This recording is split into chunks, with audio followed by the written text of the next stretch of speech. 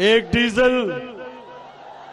Diesel जो महंगा हो गया और दूसरा डीजल अभी तक बाहर गया, वापस ही नहीं आया। अच्छा सुने, मैं सबसे पहले शबीर आपको मुबारक देता हूं, क्योंकि मैं तो वर्कर्स मीटिंग पे आया था, ये तो जलसा आपने कर दिया आज। और मैं खास तौर पे जिस तादाद में मेरी बहनें यहां हैं, मैं आपको खराज तहसीन पेश करता हूं। देखें, इनकलाब, जब भी दुनिया में इनकलाब आए तो एक इनकलाब तब आता है जब एक मुल्क के नौजवान एक तब्दीली के लिए निकल जाते हैं, और दूसरा जब उस मुल्क की ख्वातीन घरों के अंदर इनकलाब ले आती है। ये दो इनकलाब होते हैं। और आज मैं अल्लाह का खास तौर पे, अल्लाह तेरा शुक्र अदा करता हूं कि मेरे नौजवानों में भी बेदारी आ गई और मेरी बहनों के अंदर, बच्चियों के अंदर, माओ में भी एक शऊर आ गया। थोड़ा मेरे पाकिस्तानियों, ये मेरी गौर से आज बात सुने। हमारा मुल्क एक उधर फैसला कुन मोड़ पे खड़ा है। एक तरफ सारी कौम है, एक जिंदा कौम है, जागी हुई कौम है, बाशऊर कौम है, जो एक हकीकी आजादी चाहती है, वो कौम है।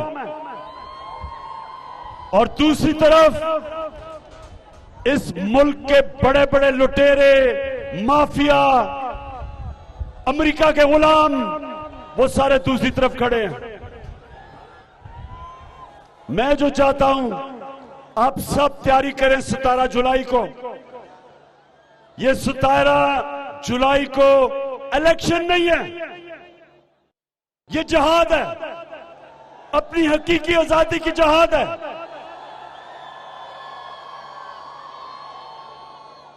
अमेरिका ने अपने पुतले, अपने गुलामों को हमारे ऊपर मुसल्लत किया।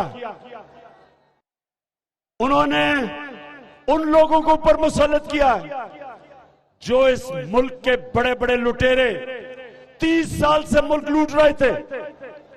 दो खानदानों ने 30 साल इस मुल्क के ऊपर हुकूमत की है।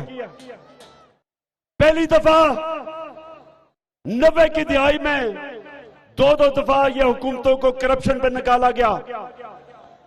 जनरल मुशर्रफ ने इन सारों की चोरी माफ की। अरबों रुपया जो उन्होंने कमाया था, उसने इनको एनआरओ दे दिया। फिर 10 सालों में इन्होंने फिर मुल्क को लूटा। और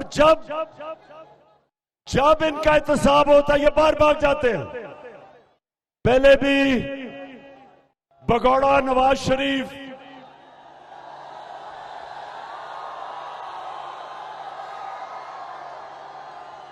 और जूते चमकाने वाला चेरी ब्लॉसम शहबाज शरीफ,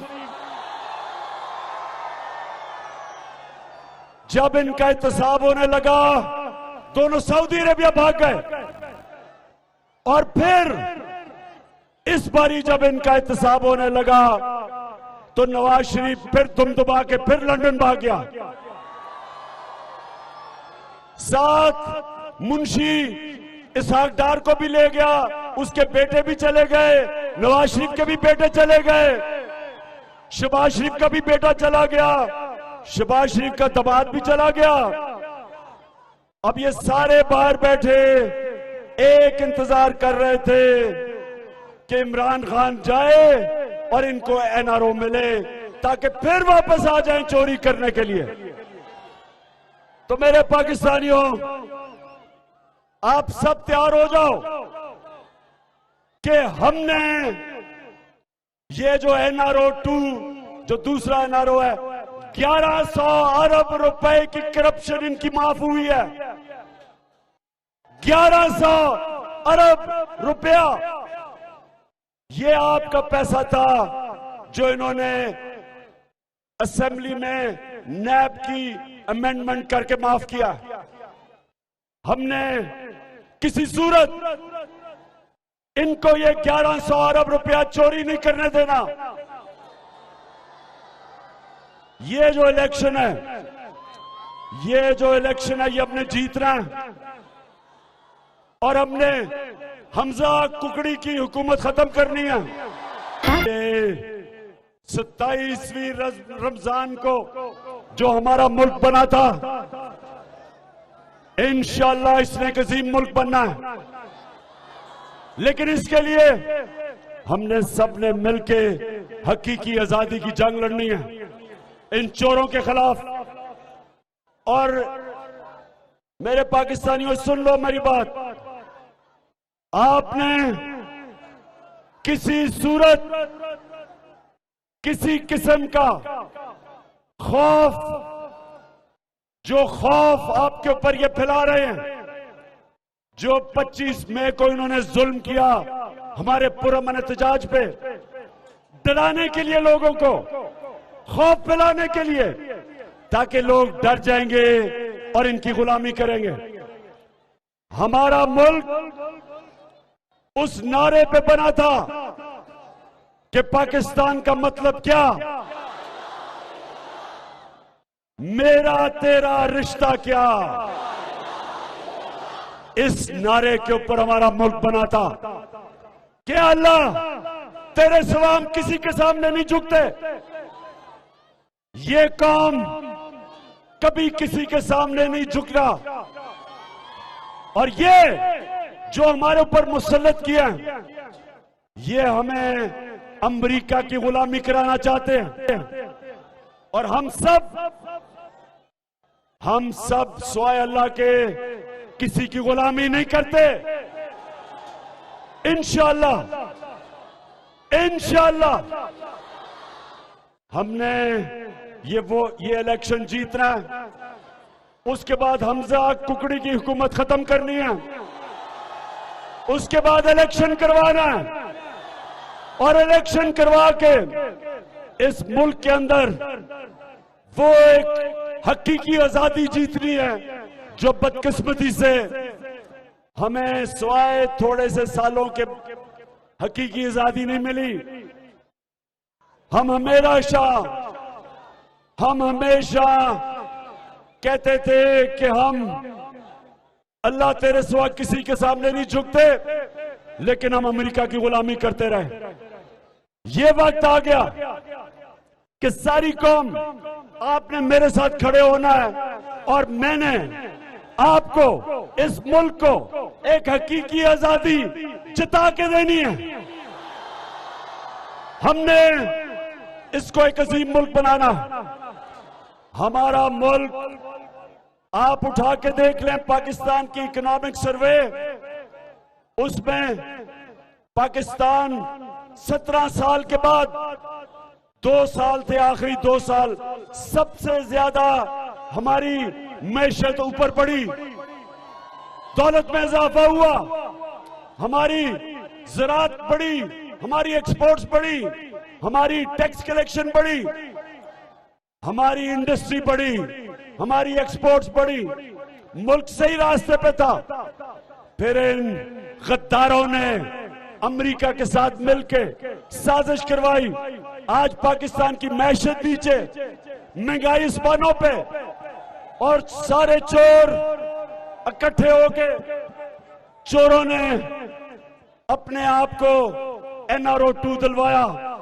इसलिए ये सियासत नहीं हो रही, ये जिहाद लड़ी जा रही है। ये इस मुल्क की हकीकी आजादी के लिए हम सब मिलकर लड़ेंगे। आप सबकी जिम्मेदारी है, मेरी बहनों आपकी जिम्मेदारी है, नौजवानों आपकी जिम्मेदारी है कि जो भी इन्होंने धांधली करनी है, इन्होंने धांधली तो करनी है, क्योंकि ये ईमानदारी से तो आज तक इन्होंने कोई काम किया नहीं।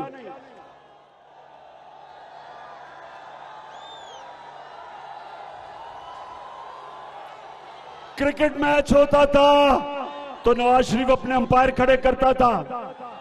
इक्तदार में आए तो जनरल जनानी और जनरल जिया लेके आए। उसके बाद जनरल दुरानी ने आईएसआई के पैसे दिए इनको मिरान बैंक से। ये सारा इस मुल्क की तारीख का हिस्सा है। हमेशा जब भी ये इक्तदार में आए अंपायरों को साथ मिला के आए। इसलिए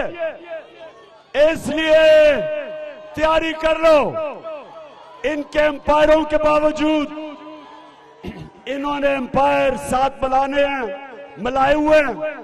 उसके बावजूद इंशाल्लाह इनको हमने ऐसा फेंटा लगाना है सबके लिए कि आपके सामने पाकिस्तान की क्रिकेट की तारीख का वो कप्तान खड़ा है जिसने हिंदुस्तान में जाके हिंदुस्तान के अंपायरों के होते हुए हिंदुस्तान को हरा के आया था, फेंटा लगा के आया था। ना आज तक कोई हिंदुस्तान की टीम पाकिस्तान में जीती जब पाकिस्तान अंपायर थे।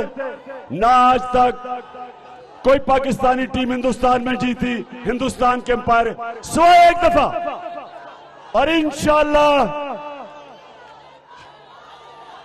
चेरी ब्लॉसम और हमजा कुकड़ी अंपायर भी साथ मिला दो, तुम्हें उसी तरह हम फेंटा लगाएंगे जिस तरह हम हिंदुस्तान को फेंटा लगा के आए थे।